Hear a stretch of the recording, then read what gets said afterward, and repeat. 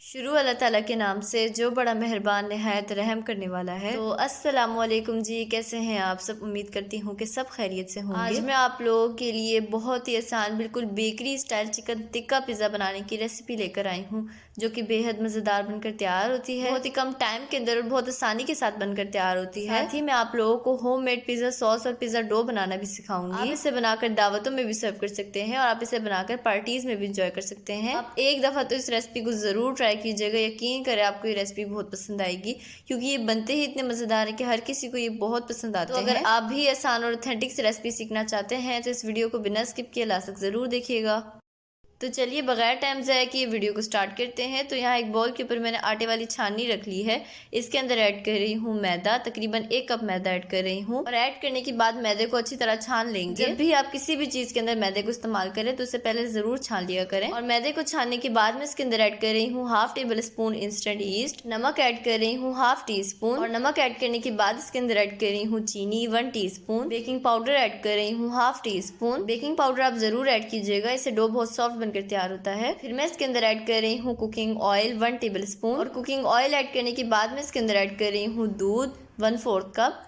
अगर आपके पास दही मौजूद है तो आप 1/4 कप दही ऐड कीजिएगा, लेकिन मेरे पास मौजूद नहीं है इसीलिए मैंने दूध ऐड किया है। तो बस ऐड करने के बाद इन सब चीज़ों को अच्छी तरह मिक्स कर लेंगे। और मिक्स करने के बाद मैं इसके अंदर थोड़ा सा पानी ऐड कर रही हूँ। और ऐड करने के बाद इसे हाथों की मदद से अच्छी तरह मिक्स कर लेंगे और इसका एक सॉफ्ट सा डो बना लेंगे। तो डो को आपने बहुत सॉफ्ट और स्टिकी सा गूंदना है, क्योंकि अगर डो हार्ड होगा ना तो पिज़्ज़ा परफेक्ट नहीं बनेगा। और इसे अच्छी तरह मिक्स करने के बाद इसे बहुत अच्छी तरह नीट करेंगे। इसे तकरीबन 5 से 10 मिनट तक अच्छी तरह गूंदेंगे।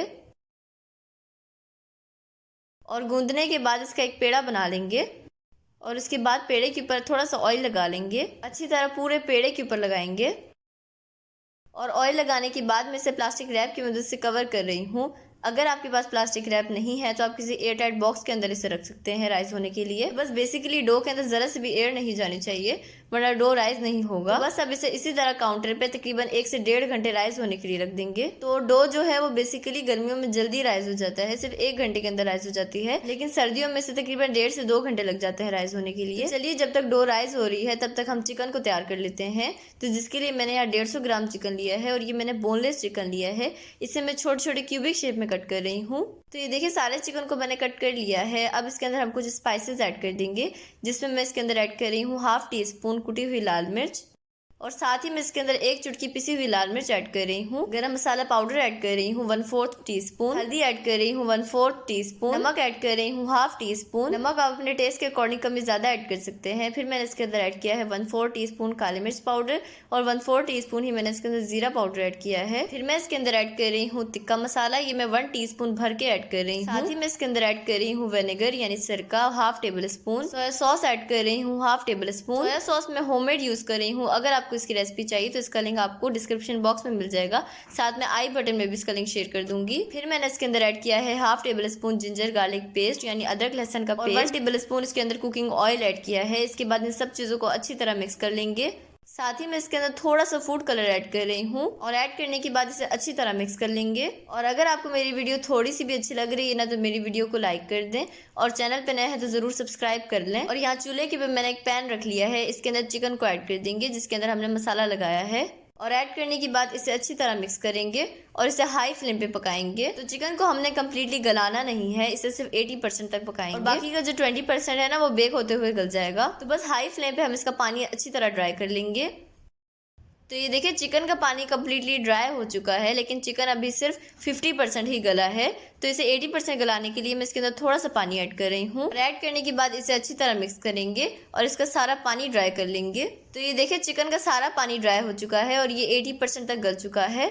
तो बस अब चूल्हे को बंद कर देंगे और इसे चूल्हे से उतार लेंगे। तो चलिए अब हम बनाते हैं होममेड पिज़्ज़ा सॉस। तो जिसके लिए मैंने लिया है टोमेटो केचप, ये मैंने 1/4 कप लिया है। इसके अंदर मैं ऐड कर रही हूँ 1/4 टीस्पून कुटी हुई लाल मिर्च और जस्ट 1 चुटकी मैं इसके अंदर गरम मसाला पाउडर ऐड कर रही हूँ। नमक ऐड कर रही हूँ 1 चुटकी।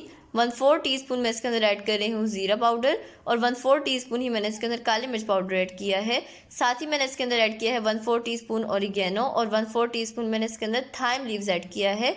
तो थाइम लीव्स ऑप्शनल है, अगर आपके पास मौजूद है तो आप ऐड कर सकते हैं, वरना आप इसे स्किप भी कर सकते हैं। लेकिन ऑरिगेनो आप ज़रूर ऐड कीजिएगा, क्योंकि जो पिज़्ज़े का असल टेस्ट होता है ना, वो ऑरिगेनो से ही आता है। तो बस ऐड करने के बाद इसे अच्छी तरह मिक्स कर लेंगे। तो हमारा होममेड पिज़्ज़ा सॉस बनकर तैयार हो चुका है। अब आपको बाजार से खरीदने की जरूरत नहीं, आप इसे इसी तरह घर में बनाकर तैयार कर सकते हैं। तो ये देखिए डो अच्छी तरह राइज हो चुकी है और इसे रखे हुए तकरीबन 1.5 घंटा हो चुका है। तो बस अब इसे एक दफा अच्छी तरह गूंद लेंगे, ताकि इसके अंदर जितनी भी एयर मौजूद है ना, वो बाहर निकल आए। और गूंदने के बाद इसका एक पेड़ा बना लेंगे।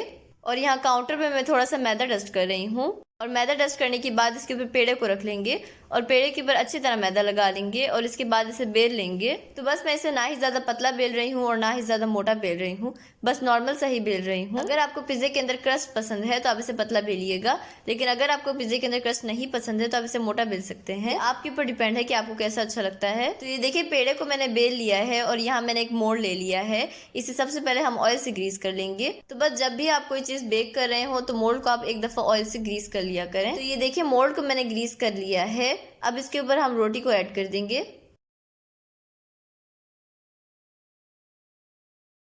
और ऐड करने के बाद जो इसके किनारे हैं ना, उसे हम इस तरह फोल्ड कर देंगे।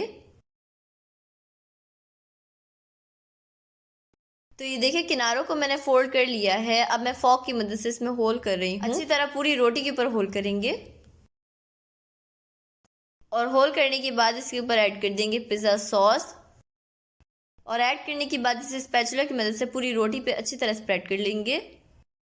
और पिज़्ज़ा सॉस स्प्रेड करने के बाद मैं इसके ऊपर ऐड करूँगी मोज़रेला चीज़। तो मोज़रेला चीज़ मैं होममेड यूज़ कर रही हूँ। अगर आपको इसकी रेसिपी चाहिए तो इसका लिंक आपको डिस्क्रिप्शन बॉक्स में मिल जाएगा, साथ ही मैं आई बटन में भी इसका लिंक शेयर कर दूँगी। और मोज़रेला चीज़ ऐड करने के बाद मैं इसके ऊपर ऐड करूँगी कैप्सिकम यानी शिमला मिर्च। तो इसे मैंने पतला पतला इस तरह से काट लिया है।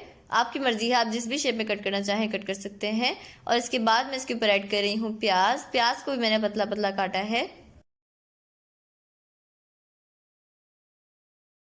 और प्याज ऐड करने के बाद मैं इसके ऊपर ऐड कर दूंगी चिकन।